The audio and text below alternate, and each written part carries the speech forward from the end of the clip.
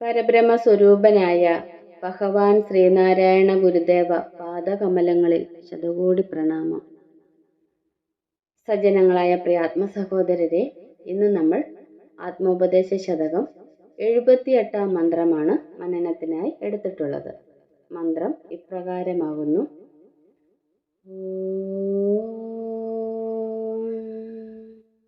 മരണവും ഇല്ല, ഉറപ്പും ഇല്ല, വാഴ്വും നരസുരരാദിയും ഇല്ല, നാമരൂപം മരിവിൽ അമർന്ന മരീചി നീരുപോൽ നിൽപ്പൊരു പൊരുളാം പൊരുളല്ലിതോർത്തിടേണം.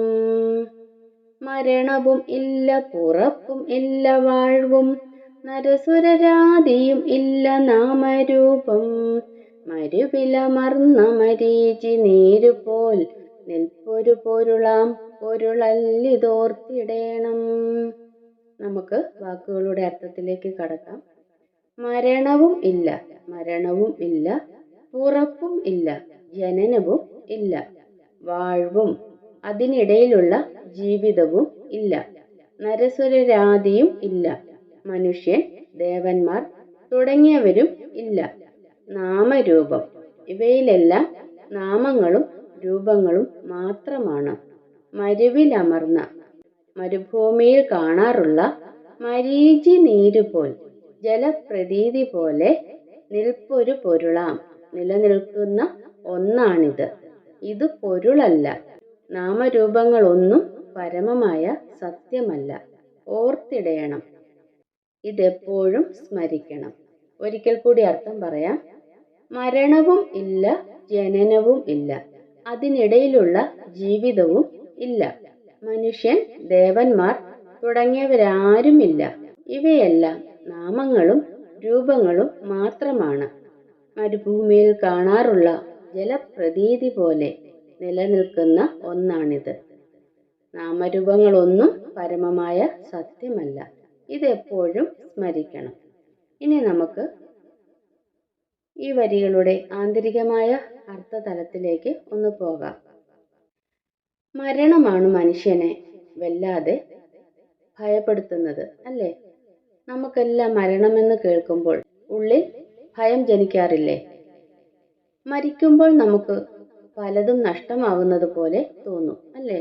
ഈ ഭൂമിയിൽ നിന്നും നമ്മൾ പോകുമ്പോൾ ഇപ്പോൾ അനുഭവിക്കുന്ന നമ്മുടെ സുഖം, അതായത് നമ്മുടെ ബന്ധുക്കള്, നമ്മൾ ഇഷ്ടപ്പെടുന്നവയെല്ലാം തന്നെ ഉപേക്ഷിച്ച് പോകേണ്ടി വരും. ഈ ലോകത്തിലെ സുഖങ്ങൾ പിന്നെ അനുഭവിക്കാൻ നമുക്ക് കഴിയുകയില്ല. മരണമുള്ളതുകൊണ്ട് മാത്രമാണ് സത്യത്തെയും ദൈവത്തെയും മനുഷ്യൻ അന്വേഷിക്കുന്നത് പോലും. തൃപ്പാദങ്ങൾ ഇവിടെ പറയുന്നത് മരണവുമില്ല, ഞാൻ മരിക്കുന്നില്ല. മരിക്കുന്നില്ല എന്ന് മാത്രമല്ല, ഞാൻ ജനിച്ചിട്ടില്ല എന്നും സ്വാമി തൃപ്പാദങ്ങൾ ഇവിടെ പറയുന്നു. ജനിച്ചിട്ടില്ലാത്ത ഗുരുവിനെ കുറിച്ചാണ് നാം തർക്കിക്കുന്നത്. ജനിച്ചിട്ടില്ലാത്ത ഒരു ഗുരുവിൻ്റെ പേരിലാണ് നാം സംഘടനകളൊക്കെ ഉണ്ടാക്കി അണിനിരക്കുന്നത്. തൃപ്പാദങ്ങൾ വീണ്ടും പറയുന്നു, എനിക്കൊരു ജീവിതം ഉണ്ടായിരുന്നില്ല എന്ന്.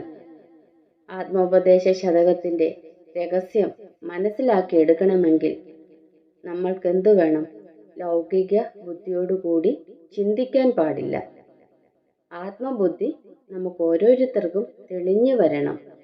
ഞാൻ ആത്മാവാണെന്നറിയുമ്പോൾ ശാരീരികമായ അസ്ഥിതയിൽ നിന്നെല്ലാം വിമുക്തനായി ആത്മാവാകട്ടെ ജനന മരണങ്ങളില്ലാതെ എന്നും നിലനിൽക്കുന്ന ഉണ്മയാണ്. ശരീരമാണ് ജനിക്കുന്നതും നിലനിൽക്കുന്നതും മരിക്കുന്നതും, അല്ലേ? നമ്മുടെ ഈ ശരീരം ഇതാണ് ജനിക്കുന്നതും മരിക്കുന്നതും അതുപോലെ നിലനിൽക്കുന്നതും എല്ലാം. ഞാൻ ശരീരമാണെന്ന് കരുതുന്നവർ മരിക്കുന്നുണ്ട്. ശരീരത്തിന് എന്തെങ്കിലും ക്ഷതം പറ്റിയാൽ അപ്പോൾ ദുഃഖിക്കുകയും ചെയ്യുന്നു. ജീവിതത്തിലുടനീളം അവർ പരാതികളും കുറ്റപ്പെടുത്തലുകളുമായി ജീവിച്ചു പോരുന്നു. എന്നാൽ തൃപ്പാദങ്ങൾ നമ്മളെ ആത്മാവിലേക്കാണ് ക്ഷണിക്കുന്നത്. അവിടെ ഞാൻ മനുഷ്യൻ പോലുമല്ല. അവിടെ ദേവന്മാരോ അസുരന്മാരോ ഇല്ല. ആത്മബോധം ഉണർന്നവന് ഇതെല്ലാം വെറും നാമരൂപങ്ങൾ മാത്രമാണ്. ആത്മബോധം ഉണർന്നവന് ഇവിടെ കാണുന്നതെല്ലാം എന്താണ്? വെറും നാമങ്ങളും രൂപങ്ങളും മാത്രമാണ്.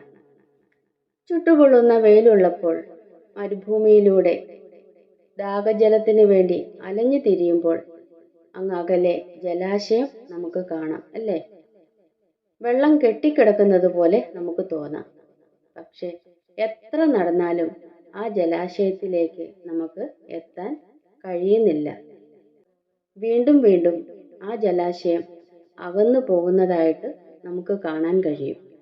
അതാണ് കാനൽ ജലം. കാനൽ എന്നാൽ തോന്നൽ എന്നാണ് അർത്ഥം. കാനൽ ജലം കൊണ്ട് ദാഹം നമുക്ക് തീരുകയില്ല. കാനൽ ജലത്തിന് യഥാർത്ഥമായ ഒരു നിലനിൽപ്പും ഇല്ല.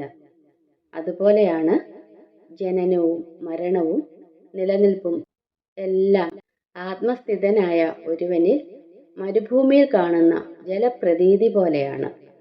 അവിടെ യഥാർത്ഥത്തിൽ ജലം ഉണ്ടോ? ഇല്ല. ജലം അവിടെ ഇല്ല. എന്നാലും നമ്മൾ അവിടെ ജലം കണ്ടു. ജലം ഉള്ളതുപോലെയും ജലം നിലനിൽക്കുന്നത് പോലെയുമൊക്കെ നമുക്ക് തോന്നി. സൂര്യന്റെ പ്രകാശം കുറഞ്ഞു വന്നപ്പോൾ ജലപ്രതീതിയും നഷ്ടമായി. ഇതുപോലെയൊക്കെയാണ് ജീവിതത്തിന്റെ കാര്യവും. നെടിയ കിനാവാണ് ജീവിതം എന്ന് പറഞ്ഞ തൃപ്പാദങ്ങൾ അതേ സ്വരത്തിൽ തന്നെ പറയുന്നു, മരണവുമില്ല, ഉറപ്പുമില്ല. പിന്നെ എന്താണ് ഇവിടെയുള്ളത് എന്ന് നമുക്ക് അടുത്ത മന്ത്രത്തിലൂടെ മനസ്സിലാക്കാം. സജ്ജനങ്ങളായ പ്രിയാത്മ സഹോദരരെ, 78ാം മന്ത്രത്തിന്റെ ലഘുവായ വ്യാഖ്യാനം ഇവിടെ പൂർണ്ണമാകുന്നു. അടുത്ത മന്ത്രവുമായി അടുത്ത ദിവസം നമുക്ക് കണ്ടുമുട്ടാം. ഗുരുവും ശ്രീനാരായണ ധർമ്മം വിജയിക്കട്ടെ. ഓ